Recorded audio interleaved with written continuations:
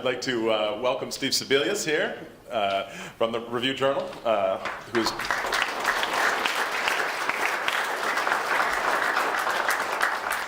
so Steve is going to moderate this exceptional panel we've got coming up. Thank you, sir. Thank you. And if our panelists will come on up and take your seats over here.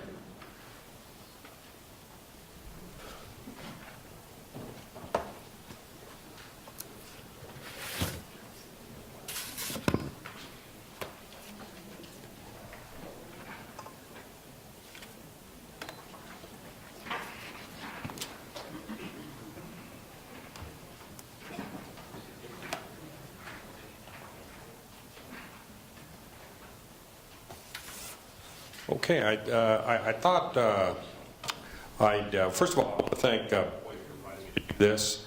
I appreciate it. Is this thing on? It's activated. This is the problem with all. See, they don't work. I'm going to give you the con side of the whole UAS thing, of course, here, because I can think it can only end in one of two ways. Either Skynet or the Cylons. Either way, it's not too good for people. So we'll get to that. We'll get to that with the panel here. I think we can. We'll do that. We do have a very distinguished panel, though. These guys are at the top of the game here on that.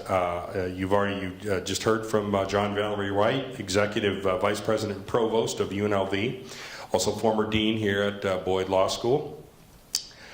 We also have Paula, who is the Lindsay Professor of Unmanned Aerial Systems at the UNLV Howard Hughes College of Engineering.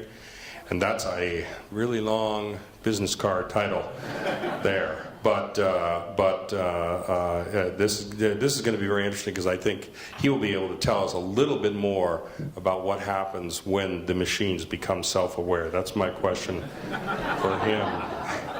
Richard Jost is Director of Fennemore, Craig Jones Vargas, our sponsor for the day, and that firm, of course, has a practice area in unmanned aerial systems, so we'll find out more about that. Dr. Lynn Fenstermaker from the Desert Research Institute. They're very secretive, so we'll find out more about this whole DRI thing, what they're doing there, I think. And of course Tom Wilczek, who is for the Aerospace and Defense Industry Specialist for the Governor's Office of Economic Development.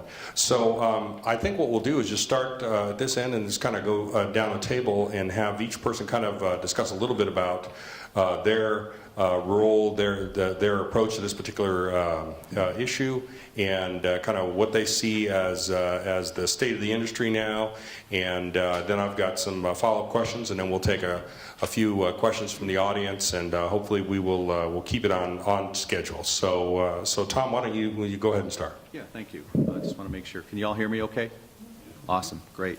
Well, again, Tom Wilczek, Governor's Office Economic Development, and it's my role and the role within GOED that basically took the task on from the governor 2.5, almost 3 years ago to identify and grow this industry and statewide. And that eventually fell to me, and I will tell you it's been an absolute pleasure because I look around the room and I see many faces here, people who I've worked with over the past 3 years who, in my opinion, who are truly industry experts.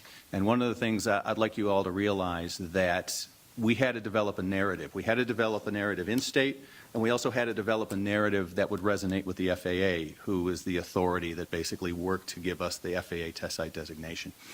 And in that regard, the narrative was about what makes Nevada special, what makes us unique. And I will tell you without a doubt, number one, it is our intellectual assets. The individuals here who are involved and have been involved over the 30-year growth of the industry, albeit from the military side. Extremely smart and capable engineers, scientists, and policymakers.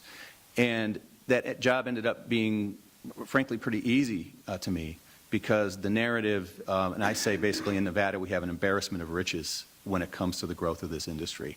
The key is to, as has been expressed in this room, when we talk about privacy rights, how does Nevada fit in? How do we lead the way?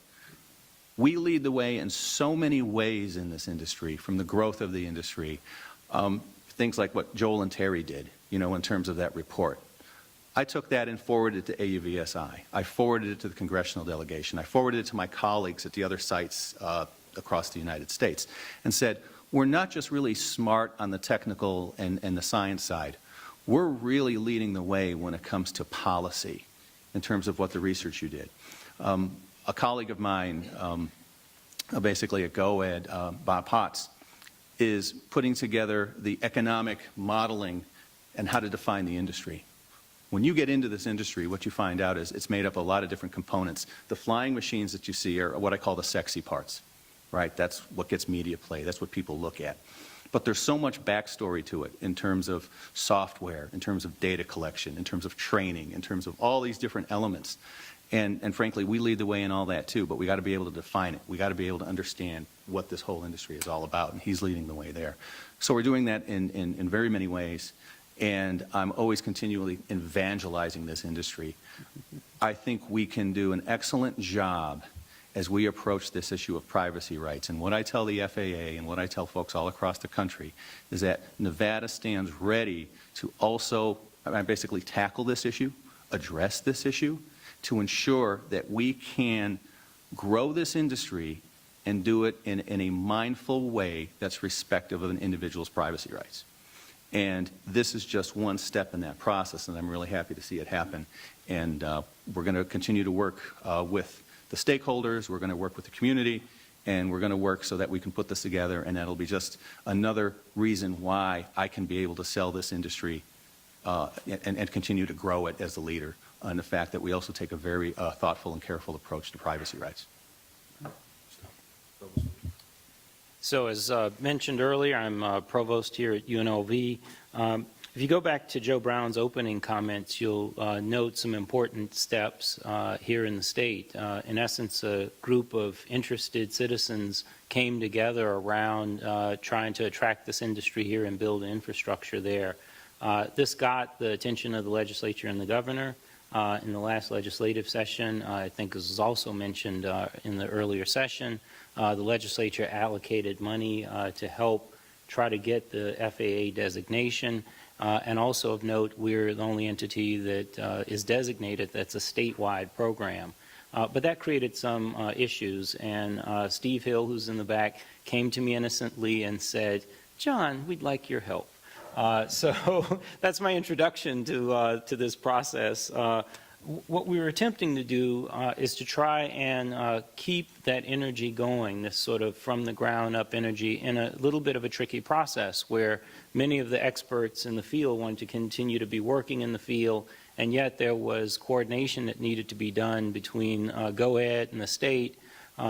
Somebody needed to do some of the work on and be responsible for the work on getting the designation.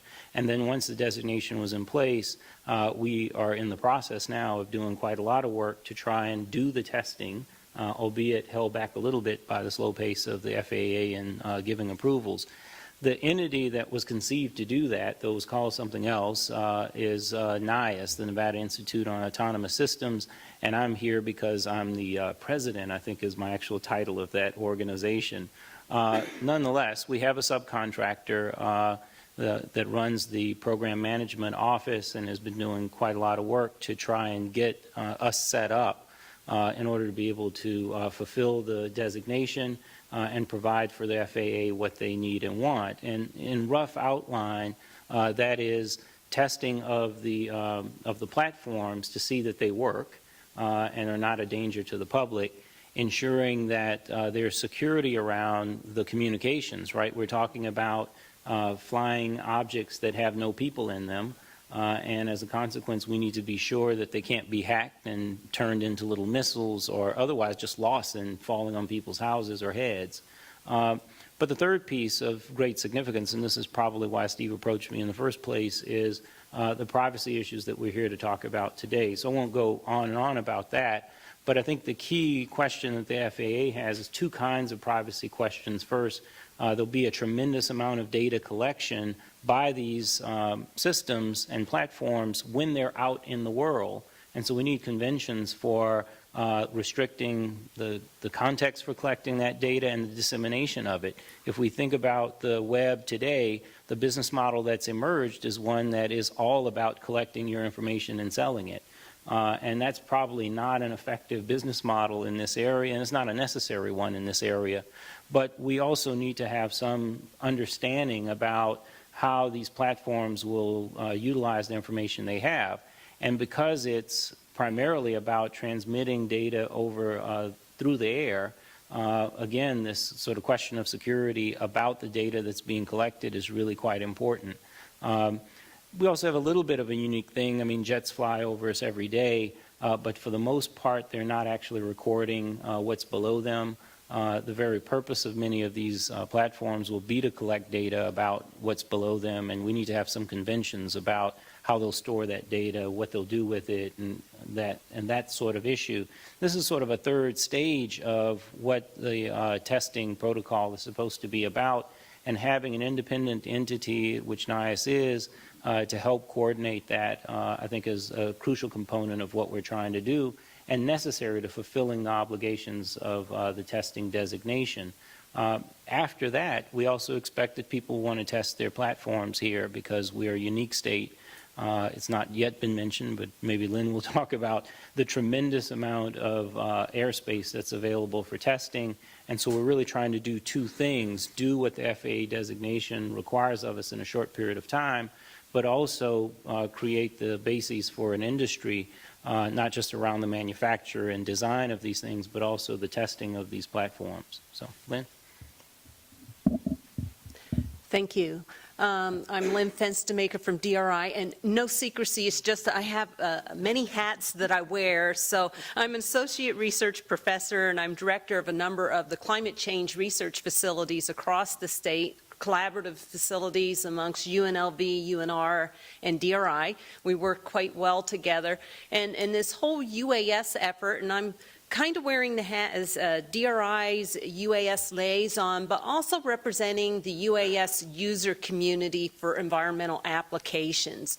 And I've been flying a UAS since 2005, back in the day when we called it RC, radio control, and we operated under the guidelines for hobbyists, under below 400 feet above ground level. We were just collecting multispectral images to see what's happening at our research plots. But it's been very exciting to see this whole UAS effort take off with Joe Brown's leadership and bringing people together. And I've had an amazing opportunity to network with people I never would have networked with before. Colleagues at UNR and UNLV in the engineering departments, now the law school, working with Creech Air Force Base. I see we have Lieutenant Colonel Wild Rice with us, and businesses across the state. This has been an amazing effort, pulling all of us together to help spur education and economic growth on UAS. We've been partnering with a lot of industries here, and I'm certain we'll touch on it later. For the most part, I've never, as a user, had to deal with a privacy issue because I'm out in Timbuktu flying over desert looking at plants and not going that high. And I think for the audience's purposes, we need to focus on that fact that there is a difference between the small UAS, which I think most people feel has the highest potential for privacy invasion because your neighbor can buy one through Amazon, for $200 to $400 and take pictures, versus what we're doing in the research environment with unique sensors. DRI's been flying over the Maldives Islands collecting information on the impact of black sooty carbon coming from India and how that's affecting cloud formation over the Maldives Islands, which happens to be the lowest nation on Earth. And so there's that dichotomy, and then there's what I call the big boys that we all hear about, what they're flying at Creech, and that's something that's a kind of a different ball game that requires more safety regs and needs to be in line with the manned aircraft systems. But I think for an introduction, I've hit the key topics I wanted to hit. It's an exciting time, and it's really been a growth of collaboration and networking across many sectors within the state. Good afternoon. My name is Richard Jost. I'm a partner with the law firm of Fennemore, Craig, Jones, Vargas. And how we became involved in this effort when the state of Nevada decided they did want to respond to the FAA. We, the state of Nevada, like every other state, had an opportunity to apply. 49 other states, as you've heard, decided to take a pass on that and said, no, we're not going to apply. There's too many questions, there's too many difficulties, and we don't want the governor getting a call in the middle of the night when somebody complains because a UAV flew through the backyard of the governor's backyard of their house, and they're mad at the governor. So the other 49 states pushed it off to a particular research institution or a particular state entity to make a limited application. And because in Nevada we don't understand that things can't be done, we only understand there are problems and there's probably a solution for every problem. We formed a nonprofit corporation that John is now the president of and chairman of the board of, and applied to the federal government on a statewide basis so that all of the research institutions in Nevada could participate equally, and the governor wouldn't get those calls in the middle of the night. John gets them. Not yet. My background and experience is primarily in regulatory and administrative law, and I am, along with the other board members of NIAS, rapidly gaining an education in all of this. But I am primarily anxious to be here today and hear what everyone has to say, because I've heard a number of people talk about the right of privacy or personal privacy or invasions of their privacy, and I'm thrilled to be in a room with so many people who know what that means, because I think that's going to be the biggest challenge, both on the operational level for the Nevada Institute for Autonomous Systems, as well as for the Nevada legislature and for the Nevada courts and the federal courts in Nevada, to try to deal with what exactly does that mean? What is the right of privacy? What does a person have a right to expect? What's reasonable, what's not reasonable? And how do we educate people that every evolving technology has an impact on people's concepts, whatever their concept of their right to privacy may be, and we're just going to have to accept the fact that we need to weigh that in the balance. I mean, by a show of hands, how many people have ever shopped at Home Depot? And of those of you who put your hand up, how many of you have a new credit card from your bank because they were hacked? By a show of hands again, how many of you are carrying around in your pocket or purse a surveillance device that allows you to be tracked 24 hours a day, that also makes telephone calls and contains your entire family photo album and accesses your computer's database? Well, you know, we've all accepted the fact that we're going to lose quite a bit of our privacy by those conveniences, but that doesn't stop us from shopping with a credit card, and it doesn't stop us from carrying a smartphone in our pocket. And that's, I think, the challenge of symposiums like this and discussions like this, is to figure out where is that balance, and I'm excited to be part of that.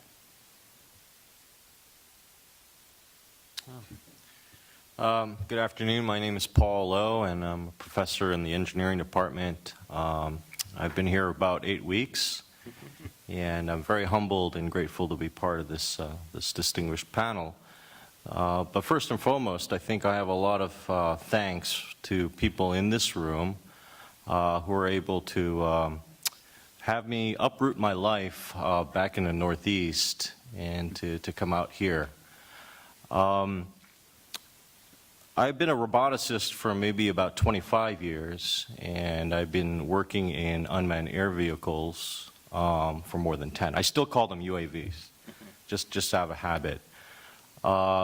This started shortly after 9/11, where I lived in New York for a while, and I was out in Philadelphia when we heard the news. And when we were talking to first responders, the idea of having some sort of robot for situational awareness was very important. So the idea of robots that could fly in and around buildings or down caves and tunnels or through forests was something that they would like to see, and it was considered somewhat science fiction-y at the time. But clearly now we definitely have that type of technology. And that's been kind of my reason for being. That's been my why. It's been the disaster response. A lot of those technologies we used also in Hurricane Katrina for a lot of the post-damage assessment. And so, coming here, a lot of people ask me, why am I going to Nevada? And, I said it's kind of like what I remember when I was about 3 years old when I saw Neil Armstrong walk on the moon. I still remember that as a child. And the whole idea of going to the moon, the Apollo program, that was something that was really instilled in my generation, my parents' generation. And so here we stand on the precipice of something really exciting that will have, I think, global impact. And to hear that Nevada is a can-do state, is willing to really put it all in to make this happen, I could not miss that opportunity. And that's why I'm here. And I hope I can answer any questions you might have. Thanks. Great, thank you all. Thank you. There we go. Thank you all. Very appreciate the introductory statements. I thought for a second, wow, Nevada's the only state that has a statewide designation. That's awesome for us. And now I find out it's because we're the only one who applied? But by default? Every time I think we've got anyway. One of the things I thought was interesting was this survey about public attitudes toward UAS or UAV systems, and what people think they ought to be used for, what they're comfortable with them being used for, and what they're a little less comfortable for them being used for. For example, according to this survey, people are comfortable with the UAS in search and rescue operations, finding people who are lost on mountains, probably accessing areas that are difficult for people to get to, and we know we had that tragic incident in which we lost a Metro police officer during a rescue. Helicopters have clipped the walls of cliffs as they've been trying to maneuver to rescue people. So certainly using drones or UAS to do that. That's something that people would be supportive of. Climate and geological mapping. Although I was interested to see that there was a fall off in terms of politics for that the Democrats were in favor of that more so than Republicans. I can't think of any reason why that would be, but. Military operations, 73% of the people totally comfortable with that, no problem at all. Same reason, you don't put soldiers in harm's way. But then let's go to the bottom of the list, things that people don't want these things used for. For example, detecting criminal activities in open public places, like street-level drug dealing. Only 48% of people support the use of drones for that purpose. I would think, I didn't know that the street-level drug dealing community was that large, but apparently so. But even worse, crowd monitoring at large public events, like Burning Man, I guess. You'd have that, or sporting events, concerts. People don't want to be monitored by UAS systems at those large public events. And finally, delivery services for small items like mail or books to private residences, just 42%, that's the lowest one. 42% of people think it's appropriate for that. You could actually, if I'm not mistaken, you could actually order a drone from Amazon that's then delivered by a drone. That's amazing. Anyway, these results. Let's talk about these results. Did they surprise anybody on the panel? Anybody on the panel is surprised by these things or no? It certainly didn't surprise me, Steve, because one of your competitors on a different station, when interviewing Joe and Steve Hill, started talking about the fact that I don't want Amazon delivering in my backyard and taking a picture to guide themselves in to deliver the package and then sending me a notice in the mail or sending me a notice by email that my patio furniture needs to be replaced. And so at least for some of your competitors, they've thought this through and they're very concerned about that. I would not have thought of that, but I think that's probably a legitimate concern. Yeah, absolutely, absolutely. Now, if I would have responded to that survey, my concern would have been that my neighbor would have been out with a big net catching that drone and getting the item I purchased. And then So I think there's, we probably don't say enough, in part because we maybe haven't thought of it this way. The technological changes that have overtaken this industry are uniquely intrusive. Right, so if we had the hovercraft was the sort of thing of the 60s and 70s that people were going to have jetpacks and be able to cruise around. Well, if somebody took a jetpack in your backyard and hovered a few inches off the ground, I don't think we would have made a distinction that they hadn't quite touched the ground before saying that they had trespassed or had otherwise invaded our expectation of privacy on and so forth. And when these were, pretty big, or when they were really small, but they were so loud that, nobody would allow them to come by without shooting at them, or even when their range was so short that you could only do them if you could see them, or even for that matter, the cameras on them weren't really that good. I mean, all these things have been improved to a tremendous degree now. There isn't a contradiction that I think struck me in Joel's results and probably struck folk here is this greater comfort with the government rather than with individuals. But I think, and Joel's answer to one of the questions was along this line, there's a little bit of a creep factor here, right? And there's a very disturbing thing on the Strip when you cruise around, which is you see people with their phone on the end of a pole, and you wonder what the heck is that for? And there's there's nothing good they can be doing with their phone on the end of that pole is the simplest way to put it. And I think that to some extent, the private use of UAVs invokes the creep factor, right? That there is something unseemly that the neighbor that you know will be doing, and at least government is something that's subject to some sort of engagement. I think the other thing that's about this is really kind of a broad perspective, the tension between great utility and the risk of misuse. And there's lots of different ways to think about this, but if we think about drones, or UAVs in the same way we thought about how trains hit the legal market, right? I mean, there's a million cases and case books in every field about trains. They just go on and on and on, and as a law student, you're like, what the heck is all these trains? This is the same thing in some respects, except that we're not limited to tracks. We're not sort of subject to the equivalent today of hundreds of millions or billions of dollars of investment. And so I think the freedom of individuals to interfere with your expectations of privacy is really quite a substantial one. And while I think comparatively there's less worry about government because I think people to some extent misplaced believe that there's more regulatory protection from government, I wouldn't suggest that that also means that people are very comfortable with government usages. And so I think in this context, the tension we're seeing in this data and in others and even just anecdotal stories really has to do with this tension between the great utility and the risk of misuse, which I think is really at the core of our discussions about UAVs. Yeah, and for those who didn't hear it, the research that Provost White was referring to, the level of opposition for drone surveillance highest when it involves the use by private citizens. 81% of the people think that's not good. Followed closely by corporate or business users, 79%, and the mass media, 75%.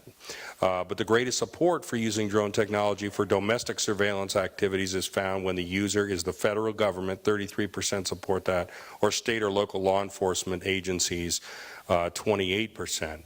Although I imagine that has something to do with whether or not these are armed or unarmed. I saw there's an article the other day. I forget on which website it was, but there were talk of sheriff's departments getting UAVs, UASs that actually had some type of weapons on them, whether they be less lethal beanbag round kind of things. For situations where you wouldn't want to put a human officer. This, by the way, all this putting technology in the place of human beings is why when they become self-aware, they're going to be so pissed at us. It's because we've done that to them. It's like, anyway. Let's talk about the technology itself. It was mentioned earlier, small hummingbird-sized drones. I imagine these are I don't know if the technology has progressed to the point where they're very quiet. Would you be able to hear these kind of things? Because I know my wife, one of her biggest complaints is airplanes that fly over our house. Now, we knew there was an airport there when we moved in, and I keep trying to tell her that, but this does not settle the argument in any way, shape, or form. But these drones are much quieter, aren't they? It's not like you'd be able to detect them unless you actually look out your window and there it is. Well, my drone, you'll hear it coming. And it's a helicopter, and it's gas-powered. And even the smaller electric ones, you can definitely hear them. I think the thing we need to think about is how many people here have ever experienced a day in Nevada or anywhere where you never have a breath of wind? Okay. There might be some calm days, but there's typically in Nevada about 11:30 it starts getting windy. And our helicopter has a lot of horsepower, and we have to be very careful. I've seen clips of the little black Hornet that the British military uses, and they really can only use it. It's about 3 inches long inside buildings. A little bit of wind, and that thing's just gone. It's gone. And so, quite frankly, the nanos, the very small UAS are not practical in an outdoor environment. So I don't see as much of a concern there. I would be more concerned about my neighbor's cell phone as far as that goes for privacy and surveillance. And another thing, Tom, I think you mentioned this, that I was surprised when I started doing research for this panel, is how the length of time that UASs have been under development. Primarily military applications, but I had no idea it went back 30 years. And we all know model airplanes and, as you say, RC devices and all that, but I had no idea it went back that far. Well, sure. It goes back, Nevada's pedigree goes back at least 30 years, if not longer, again, and that's for military applications and things that go on, again, northwest of here. But that being said, what's interesting is, my background, my bachelor's is in remote sensing. And remote sensing, has a history of over 100 years, which is, how do you gather data remotely? And you can go back to the days of basically a balloon, right? And you tether, back 100 years ago, they tethered a camera and they put a balloon up and it looked around and gave you what now we call it situational awareness. So the idea of remotely collecting data, whether for military or strategic or for situational awareness purposes, isn't new. It's old. It's an old construct that's been around for over 100 years. And then we transitioned to manned vehicles. Okay, again, helicopters or planes flying around that have a pilot but a camera. So now all of a sudden we've transitioned to an unmanned vehicle or an unmanned system, which again, now the only difference is you're still going out and collecting data. Your pilot, if you will, just doesn't happen to be sitting in a cockpit. Your pilot is sitting remotely somewhere, still controlling it. So in terms of the value add, even on a military or even on a commercial basis, the end result is the end result's still the same, which is a collection of data.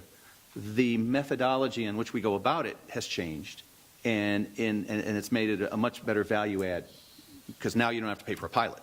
Right? Now your pilot can sit there and can remotely fly. That's an interesting. I want to come back to that in just one second, but Professor Earl, I want to let you get in on the length of time that these things have been under development and the kind of the evolution of UASs. How long has that been going on? 30 years? More than 30 years?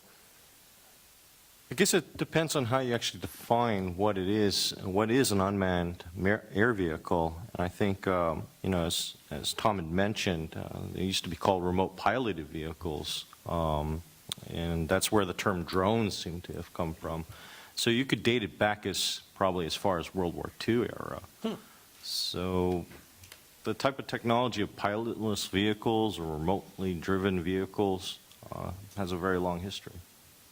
Interesting. In the example you used, Tom, just now, and I know that people don't like the news media using these things, but let's just take the news media for example. The station I work for, part-time Channel 8, has a helicopter. They spend a lot of money on fuel. They've got a pilot. They've got a reporter up there monitoring traffic in the morning and in the evening. Traffic reports every 45 seconds. So you know what freeway does not work that particular day.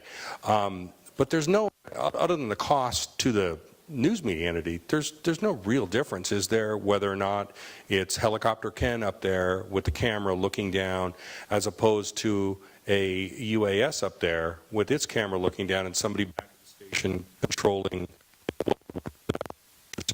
Yeah, and ostensibly that's true.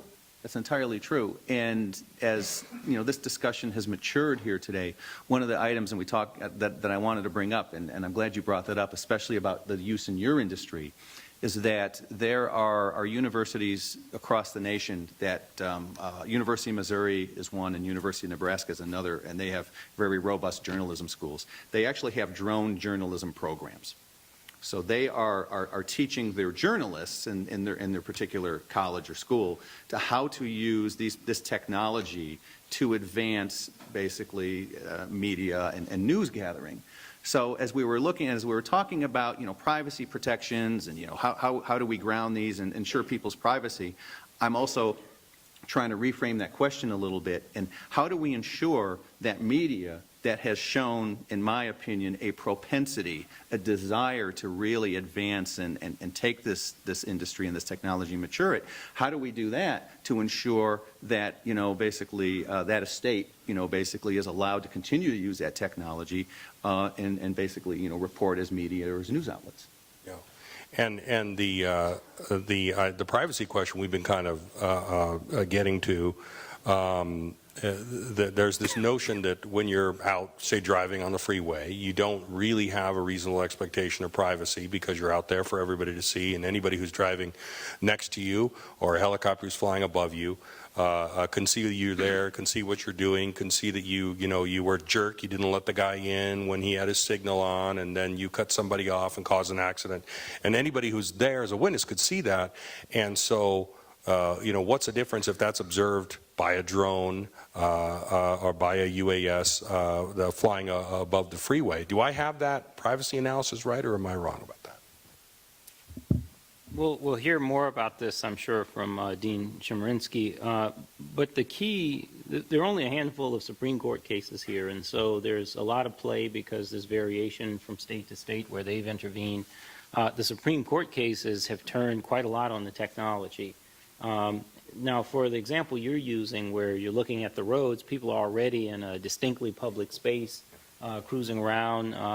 They've made themselves open. The harder issues have had to do when the surveillances of places that are ostensibly private in some way, but where, whether it's helicopters or planes flying over, have given an advantage that created the dispute. And the court's cases are pretty consistent in limiting the sort of, or defining the expectation of privacy around what people could ultimately get at. So you can move into sort of a backyard situation. Do you have expectation of privacy because you have an 8-foot wall, somebody uses ladder to get over it? Well, the answer is kind of like no, really. On the other hand, inside your house, you more clearly have one, and most people would say that they do, and actually the survey results that Joel shared suggest that people are much more concerned about certain spaces.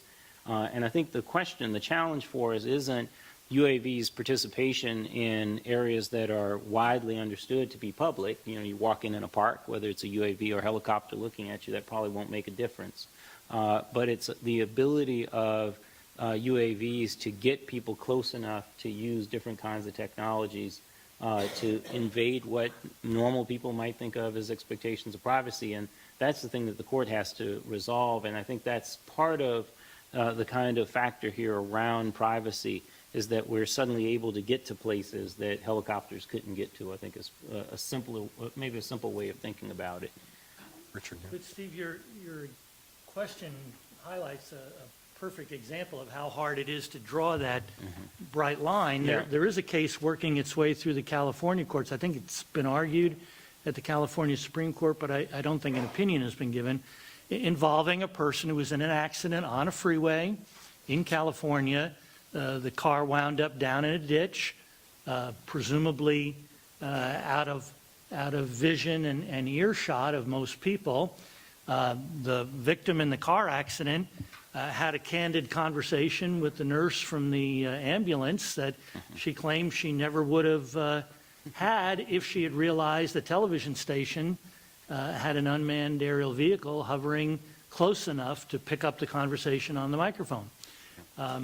Now that, arguably, that was a public space, but we're going to find out from the California Supreme Court, at least, what they think her expectation of privacy, was that reasonable, that she thought no one other than the nurse she was talking to could hear that conversation. So Did she make even in some places sort of that look- admission? Did she make some sort of admission, I was driving drunk, or something that was injurious to her case?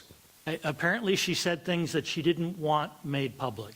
Is, to best of my knowledge, the only information we have about what that was. But it's a perfect example of how hard it is to draw that bright line. I know that the pace of regulation, especially from the federal government, does not ever keep pace with technology, whether it's biotechnology, whether it's UAS technology. How much of a drag, if you will the FAA regulations be as this industry tries to develop in Nevada? I'll start first on that one. So I'd just like to kind of bound this discussion by saying the idea that, and for those of you who are law students, the idea for you that you're going to see a large, Predator, Reaper, MQ-1, MQ-9 kind of flying around and being used to traverse national airspace, you'll all be partners before you're ever going to see that, okay? And I mean that. I mean, the FAA has demonstrated that is 10 years or longer in terms of their ability to get their arms around that. You've heard reference from Joel and others about the small UAS rule. The small UAS rule is working its way through the internal FAA process. Small UAS is defined as UAS 55 pounds or less, flown below 400 feet, and also what they call visual line of sight only. So visual line of sight means you as the operator have to maintain visual line of sight with that activity. So what that really means is that the idea that you're going to see packages traverse, that's even longer than after you make partner. So basically what we're really looking at, to be responsive and to be immediate towards the technology, what we're really looking at is the utility of small systems that will be utilized, again, below 400 feet and for those types of purposes. So that's really what I think we need to kind of look at and focus on when we make thoughtful legislation and, try to get our arms around this issue. Yeah. We also don't tend to legislate ahead of technology, usually.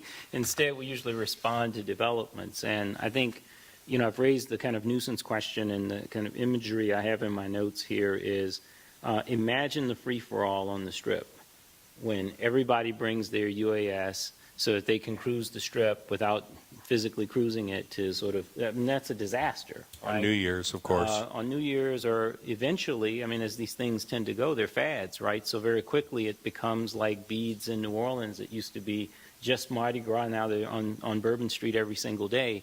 So you can imagine a world where our commissioners are faced with this horrible scenario. It's not the people handing out the little cards, but it's instead, dozens, if not hundreds of UASs flying up and down the Strip. That's the sort of thing that will prompt the commission to pass a regulation, and that regulation will then be subject to litigation. Part of the difficulty we have in Nevada, of course, and I'll put in a pitch for my friends on the state court system, is the absence of an intermediary appellate court makes it very difficult for us to develop law, to be put, blunt about it, right? So I'm sure the Supreme Court would take this up, and what would they do? Take it up 6, 7, 8 times in a 5 or 6 year period? That's really too slow, and fortunately in other states you'll probably see much more rapid development that we could then borrow. But the bottom line is that the uses of these items today are under significant pressure for the FAA to let people go. Like, just let them go, let them take off with this thing. And all they'll really do is move the issue to local governments, and probably at a city and municipal level, where you'll see a proliferation of probably pretty restrictive regulations, and you'll have a dispute about whether the FAA's supremacy prohibits them from regulating the devices. That also just made me think that somebody will probably come up with a UAS that actually flies over the Strip and drops those cards Yes. to people. So more. They already don't have it in their garage ready to go. So yeah. Exactly. Anybody else on that FAA question? Okay. Yeah, go ahead. I just want to get the audience to think about the separation between platform and sensors. Because we talk about these platforms being so invasive and the UAS providing unique capabilities we don't have anywhere else. And that's really not true, and I'm certain Paul can talk about this in more detail. But we have satellites that are hundreds of miles above us that have millimeter resolution. And so it's a question of what sensor you put on that platform. And most of the smalls, which are the biggest privacy concern, really can't carry sensors that have a really high detail spatial resolution. They're not going to carry our photographer's camera with that big lens on them. They can't do it. And on a lot of these smalls that we're seeing, everybody's seen the little DJI quadcopter. It was in the video that Joel showed.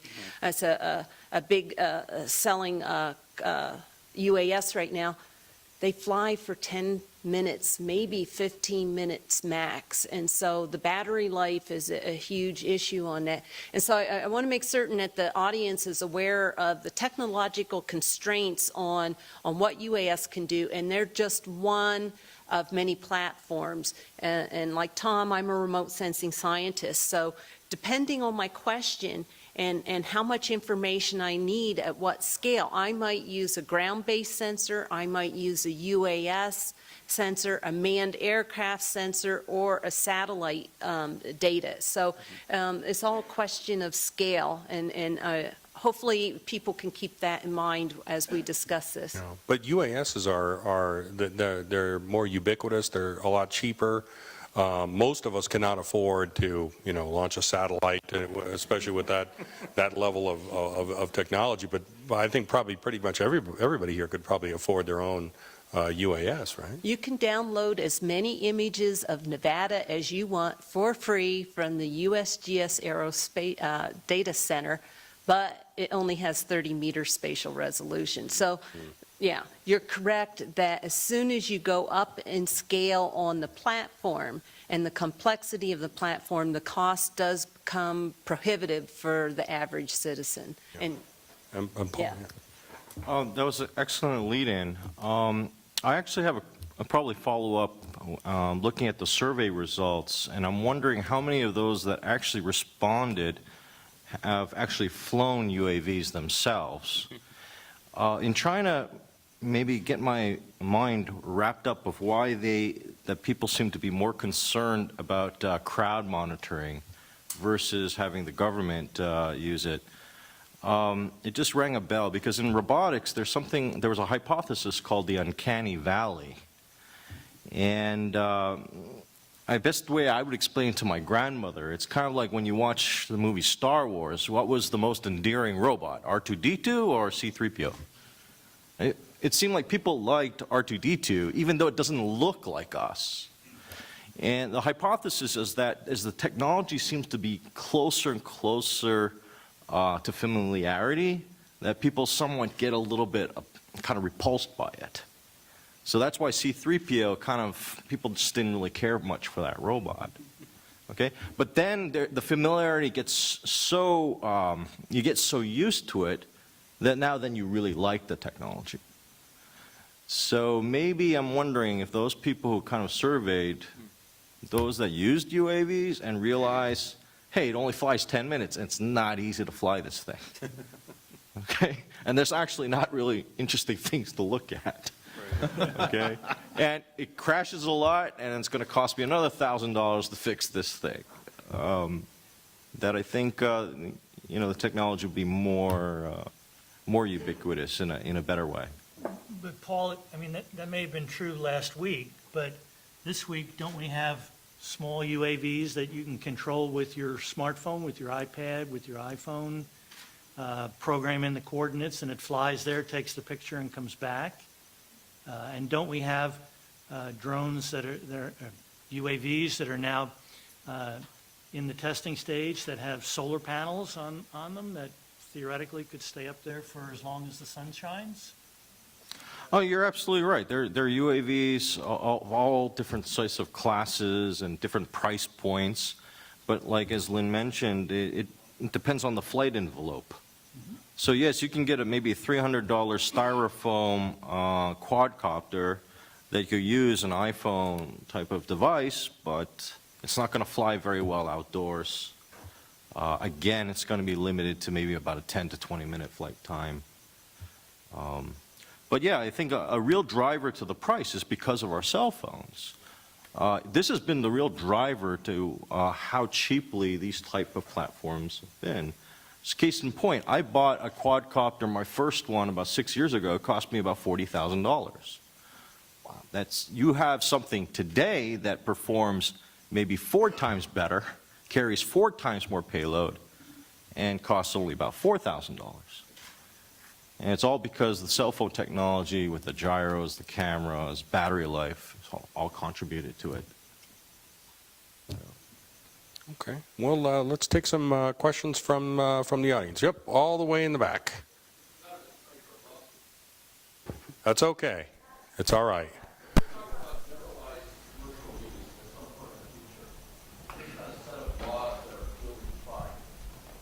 I look at the state of law and technology now, and how I have to defend myself, regardless of what the law is, on how it's being enforced, vis-a-vis financial crimes, constant emails and calls from the IRS, and the FBI, and Microsoft, which I'm sure most people are getting here. So it's almost impossible to enforce these laws. So if we went to a system of generalized use of UASs, how assured can I be that actually the law will be followed? Because if this is a technology issue that's hard to regulate, I'm not real comfortable that drone might actually are. Yeah. It really is the FBI looking at a monster 5 pounds. Okay, so the question is, what assurance do we have that the laws will actually be followed, given the pace of the technological innovation? I think this is what the FAA has charged the test sites to help develop. It's what we're being asked to do on the testing side is to create a system so that developers of platforms can come to Nevada, put their devices in the air, go through some structured tests, and collect data that will help us to address the sort of 3 broad groupings of issues that I mentioned. One is, how do we keep these things in the air without them falling down through some small accident, right? We have protocols for pilots And in the end, the pilots have their own lives to try and save that help them to try and find a way to not crash. On the other hand, in general aviation, there are crashes all the time, and these adventurous souls, often die doing it. The second thing is they don't have a person up there, so they can be hacked and taken over. And so the security protocols for just keeping the connectivity to the platform is really quite crucial.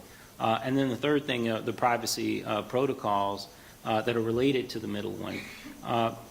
As Tom, I think, suggested, we're a fairly long way off from having a Predator-size plane driving around to make major deliveries.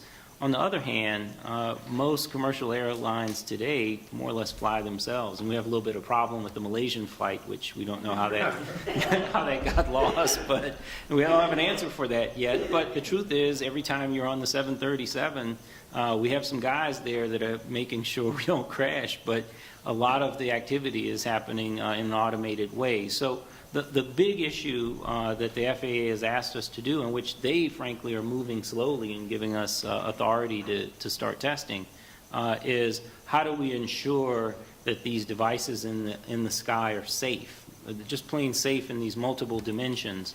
And as I think Lynn and Dr. O have highlighted, clearly as your phone gets bigger, you can have better battery life, but, people like the phablets, but they seem still pretty big to me. So similarly, as these platforms get bigger, you get more capability, but at the same time, that makes them much heavier. And I mean, these are sort of the base kind of technological questions that are afoot, but none of them answer the safety of these devices in the air. And that question actually comes before, not that we have to put it off, but it comes before the related questions about privacy and the capabilities to invade privacy. We can't put the privacy question off. We have to answer it now and be prepared for it. But really the challenge is there are hundreds and hundreds of companies that are eager today to already be using these devices commercially, whether it's for real estate photos or paparazzi activities. But they all raise very difficult questions, and those are the things that the FAA has asked us and the other designees to try and tackle. And we're dividing that work up and presumably getting to it sometime soon. Okay, great. Yeah. Who else has? Yeah, right here, front. Building on just sort of automation, should we approach policy, should we approach research just in the grand scheme of it being automation? So it's not just this technology. It is just technology, but when you bring the term automation in, you bring in the economic aspect of it. And the economics really are going to drive the deliberation as well as the application of these vehicles. If you have, let's say, a police helicopter, for example, people who don't want to be spied upon, but if you give the option of, I don't know what this helicopter costs to be in the air for an hour, but if you put a drone in the air for an hour, it's going to be a minute fraction of that. Correct. When you start looking at how that then affects your taxes or your delivery costs or whatever it Yeah. may be, it's going to change, I think. Correct. I think you're right. I mean, certainly the decision of whether to use a helicopter for a particular purpose is limited for police forces by the tremendous cost of it. Once you reduce that cost dramatically, they may not have the same limitations on using it. And that's why we have to answer the privacy and use questions and the general policy questions up front. But Paul? No, I think that's an absolutely great point about having the economy. So I always said that politics divide, but economies unite. And I think in many ways, another way to look at it is if we look what's happening in Europe or in Asia in this field, it's kind of like Sputnik all over again. And it's time really that America is able to kind of lead. We have the technologies, and we could really define how this field can be. And I think definitely the applications in the commercial world are a way to go. Okay. Who else? Who else? Yeah, right up here. Well, I'll bring this up because you talk about the platform, you talk about the data, and you talk about the sensor, and you talk about collection of data. The really gist of it is how you use that data. So I'm not as worried about them sending me an ad for my lawn furniture because, I can just ignore that. But if they're gonna audit my IRS, return before somebody else's because of some data they collected, I'm a little more concerned about that. Plus, this brings the aspect of who gets the data and how does it get used? And that brings in the cybersecurity issue. So I know that's a big issue. Could you maybe talk a little bit how that's being addressed? Or anybody? I'm sorry, I'm not really sure how you framed the question. But it's not necessarily the data that's been collected, but how that data is used, and the laws and regulations as to what that can and cannot be used for, right, and also, yeah, exactly how that we mentioned a couple times about how these things have to be made hardened against people hacking in. But the same thing is true of the data stream. Somebody can get that as being transmitted. I mean, I think if that's a concern, there's definitely, a way to engineer ways to develop the cyber trust. I know there are a lot of people working in that community to maybe harden that up. So I don't see that as being really a limiting factor. I mean, the only thing I think, in hearing what you were saying, what's stopping people taking their cell phones into the locker room and then posting it on social media? Are there laws and regulations against that, or is it just that the social media shuns that or embraces it? So that is more, I think, not so much a technology issue, which I think we can solve, but more of how people actually use and distribute this type of data. Well, actually, that does raise a good point, because here in Nevada, we do have a law addressing the exact point you just raised. When people started using their cell phones to take pictures of people's private parts, our Nevada legislature passed a law making specifically that action a crime in Nevada. Now, can we pass enough laws to address every misuse of the sensors that are capable of being mounted on an unmanned vehicle? That's kind of a mind-boggling thought that we would pass that many laws. But where people have come together to the legislature and said, this is so egregious, we want a specific law addressing this specific problem, we can do that, and we have done that. I mean, in the area of aerial vehicles, Nevada did adopt a uniform law dealing with aeronautics back in 1923, I believe it was, and I think we amended it once since 1923, and so, it's certainly possible that the legislature may decide that nearly 100 years is long enough. Maybe we ought to take another look at that Nevada statute and address some of these issues. All right. One more question right here, sir. Just didn't want to give delivery systems maybe a short shift. I think a lot of us are thinking about living in our suburban homes and replacing the pizza boy with the beer delivery lady or whatever with a drone. But if you go back to some of those urban canyons, I spent some time back in New York City, in a city that gridlocks every afternoon, and the only way to get something from one side of town to another is a kid on a bike, okay? I think that those kinds of customers, or people that are customers out there, and what people are thinking is, what if you take an integration of a bunch of technologies, the networks that we have, the internet that we have, and you can control a system of these things that can go from rooftop to rooftop. So you go from 30 Rock to the Empire State Building to the UN, so there's all these, maybe you go to the roof to go pick up what that package is. It's not coming in the window and landing on your cat. So I think there are some, and there's one guy watching 25 of these things, all via a network. And in that scenario, I don't even see why they need to have a camera on it. Who would be watching the video, and who cares what your rooftop patio furniture looks like on the roof, because it's going to land on a pre-surveyed little pad that has a little homing beacon on it. So I guess what I wanted to say, I'm just kind of thinking a little out of the box here. We're out here in the land of plentiful airspace and plentiful real estate, and people live in houses that are individually designed, and they have a yard. You go back to the East Coast, it's not like that. And you go to China, it's not like that. You go to Japan, it's not like that.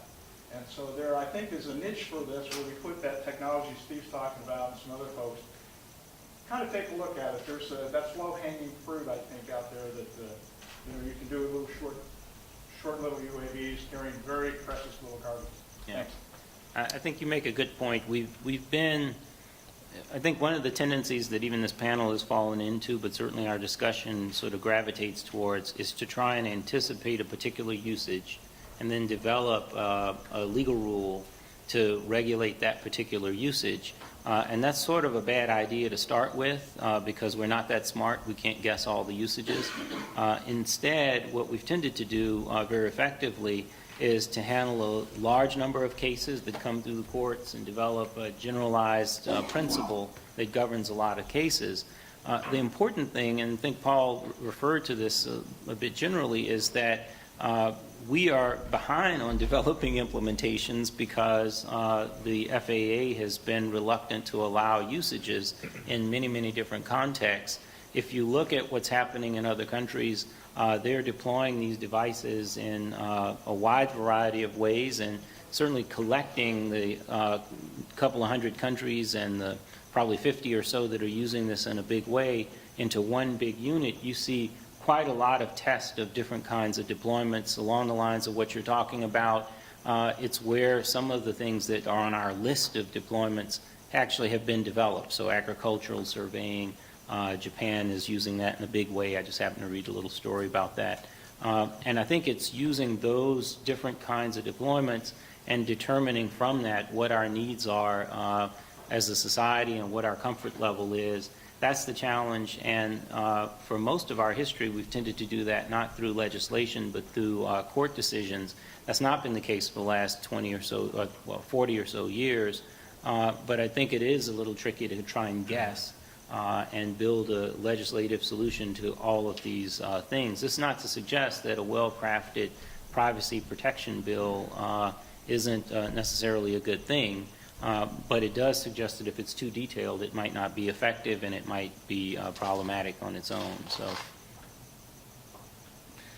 Yeah, and I just have one comment to follow up with you, and that is my phone rings quite often from companies in other states. So first of all, I want you all to hazard a guess. Which state do you think those industries, most of those industries are calling from? California. That's you're right. So now the reason they're calling from California is not you would think their tax structure, right? They're overly burdensome. That's true, but almost to a T, their comment is that we can handle the overly burdensome regulations or requirements if, as we put pencil to paper, we know those up front and we plan for them and we budget for them. But to a T, they all say, the problem is we work through this process and then halfway through they change on us. Another entity which we didn't know, a fire protection district or, a people's local community district or somebody with some type of additional authority comes in and says, oh, you didn't get this extra permit or you didn't build this according to the way we wanted it done. And then halfway through it changes.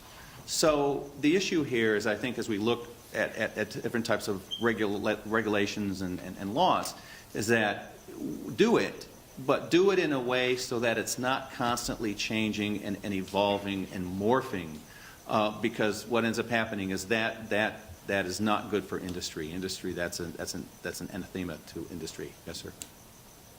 That's it. That's all the time we've got for that. So let's thank our panel. Appreciate that. Turn it over to Dean. Thank you very much. We were so fortunate to have such expertise in our state. I want to point out that Joel and Terry's report will be available outside if you want to get a copy of it. And let's take a 10-minute break and come back for Dean Chemerinsky.